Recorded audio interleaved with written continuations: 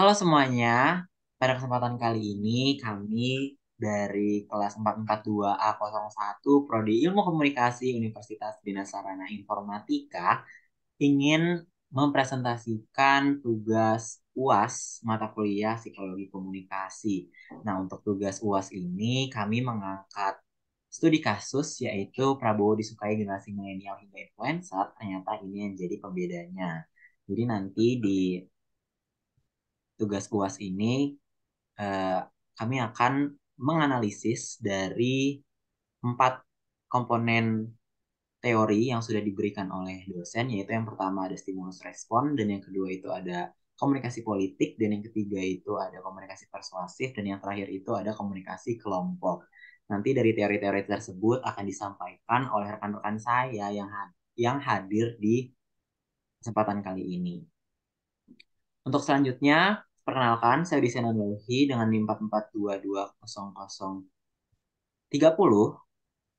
Saya selaku moderator dan operator pada presentasi kali ini dan kami beranggotakan sebanyak 5 orang. Dan yang pertama itu ada Febrian Ardiansyah dengan NIM 442200124.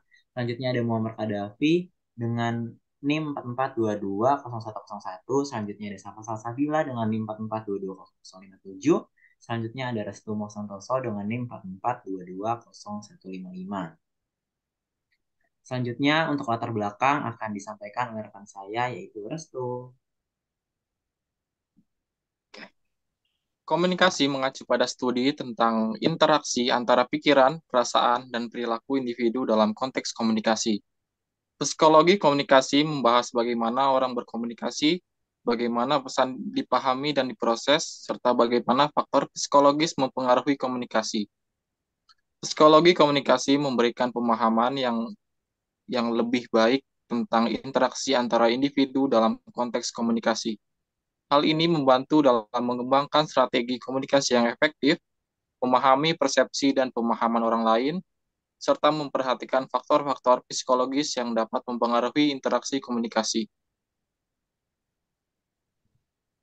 Dan rumusan masalahnya yaitu mengapa generasi milenial menyukai Prabowo, bagaimana pengaruh influencer terhadap popularitas Prabowo di kalangan generasi milenial.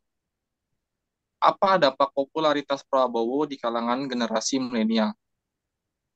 Selanjutnya, menganalisis faktor-faktor yang menyebabkan generasi milenial menyukai Prabowo, menjelaskan peran dan pengaruh influencer dalam meningkatkan popularitas Prabowo di kalangan generasi milenial. Dan yang terakhir, memahami dampak popularitas Prabowo di kalangan generasi milenial, baik dalam hal opini politik maupun partisipasi politik. Dan ini merupakan studi kasus yang kita ambil dari website sindonews.com yang akan dijelaskan sebagai berikut. Kalangan milenial, influencer, hingga artis menyukai sosok Prabowo Subianto. Itu menjadikan Capres Partai Gerindra sebagai figur pilihan generasi muda. Menurut Direktur Eksekutif Indonesia Political Review Ujang Komarudin, figur Prabowo yang kalem dan santai merupakan faktor kuat meningkatnya popularitas Prabowo di kalangan anak muda. Ditambah sifat tegas dan nasionalis juga dimiliki Prabowo. Membuat Menteri Pertahanan itu terlihat sebagai sosok karismatik. Hal itu menjadi keuntungan tersendiri bagi Prabowo melihat mayoritas pendukung di Pilpres 2024 mendatang dari kalangan anak muda. Kita tahu pemilih kita tahu pemilih muda di 2024 sangat besar. Maka dari itu sudah menjadi sebuah keuntungan bagi Prabowo. Kata Ujang, Minggu 9 Juli 2023. Prabowo di kalangan milenial juga terbukti dari beberapa hasil survei politik Indonesia, bahkan popularitas Prabowo semakin meluas ke Gen Z. Dari hasil survei indikator politik Indonesia periode 26 sampai 30 Mei 2023, Prabowo berhasil unggul pada usia di bawah 21 tahun dengan torehan suara sebanyak 43,6%. Selain itu, pada rentang usia 26 sampai 40 tahun, Prabowo unggul dengan torehan 37,6%. Terakhir, Prabowo juga unggul pada usia mapan sekitar 41 sampai 55 tahun dengan torehan 45,5%. Sementara itu, ibu rumah tangga beda tipis antara Prabowo dengan Ganjar dalam margin of error. Adapun yang masih sekolah atau kuliah ke Prabowo, ujar Direktur Eksekutif Indikator Politik Indonesia Burhanuddin Muhtadi. Oke, itu tadi penjelasan singkat dari em, studi kasus yang kita ambil mengenai Prabowo Subianto. Nah, selanjutnya kita akan masuk ke dalam pembahasan teori. Yang pertama itu ada teori stimulus respon. Untuk teori ini akan disampaikan oleh rekan saya, yaitu Safa.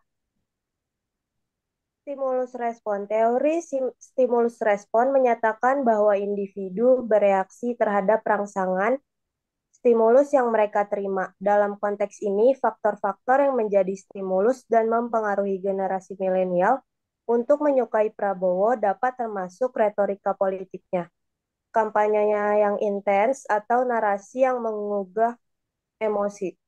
Misalnya, pesan-pesan Prabowo yang menekankan isu-isu nasionalisme, keadilan sosial, atau ketahanan ekonomi dapat menjadi stimulus yang menarik bagi generasi milenial.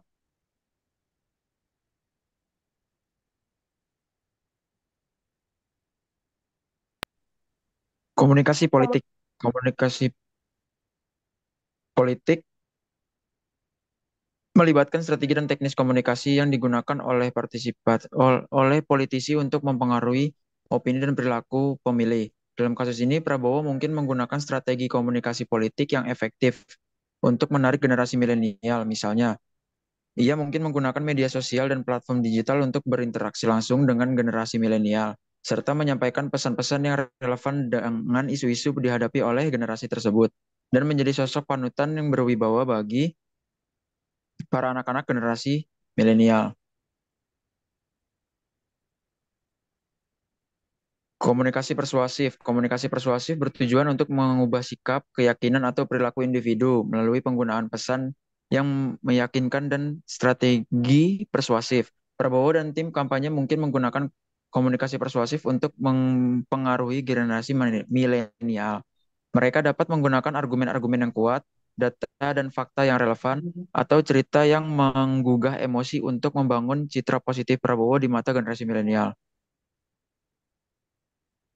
Komunikasi kelompok. Komunikasi kelompok ini jadi mengacu pada proses komunikasi yang terjadi pada kelompok sosial, influencer, atau tokoh yang populer di kalangan generasi milenial dapat berperan sebagai kelompok referensi atau sumber pengaruh yang kuat dalam menentukan preferensi politik.